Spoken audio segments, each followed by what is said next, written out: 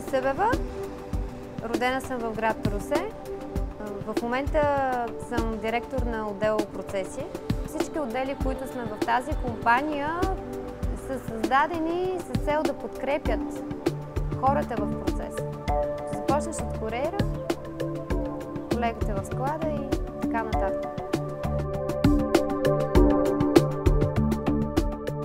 Поставяйки се буквално вътре в процес, изпълнявайки конкретна длъжност, ние ще виждаме много проблеми, т.е. много нови възможности за подобрение. И смятам, че това ще се случва и ще продължи да се случва в фирмата на принципа на обмяна на опит. Смятам, че е добре. Добре е за опита на хората, за сближаването между хората, за екипността и за новите проекти.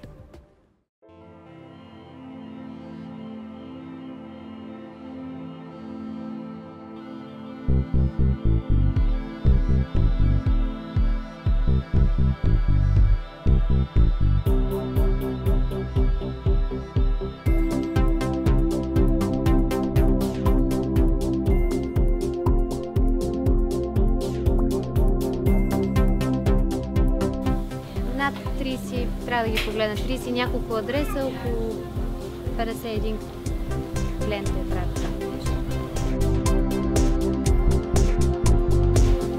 Казаха, че без система ще става по-бързо. Да, защото системата е за нас, не е за клиента. Клиентът просто иска да си даде пратката, той даже някой път си пише листче и иска да си тръгва, даже не иска да стои до теб. Не иска да те чака да въведеш, да отпечаташ. Защо трябва да се подписвам пак?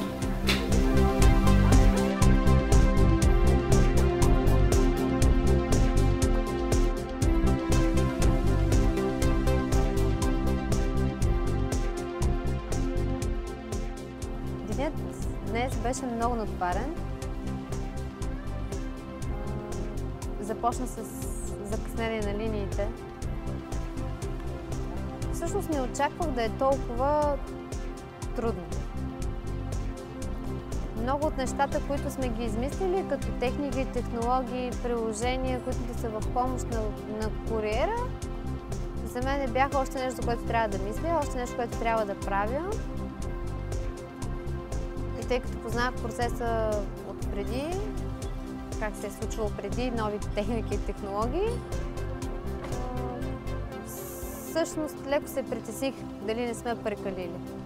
Но това е хубаво, тъй като в момента вече имам визия и идея за това какво всъщност му трябва на един куриер.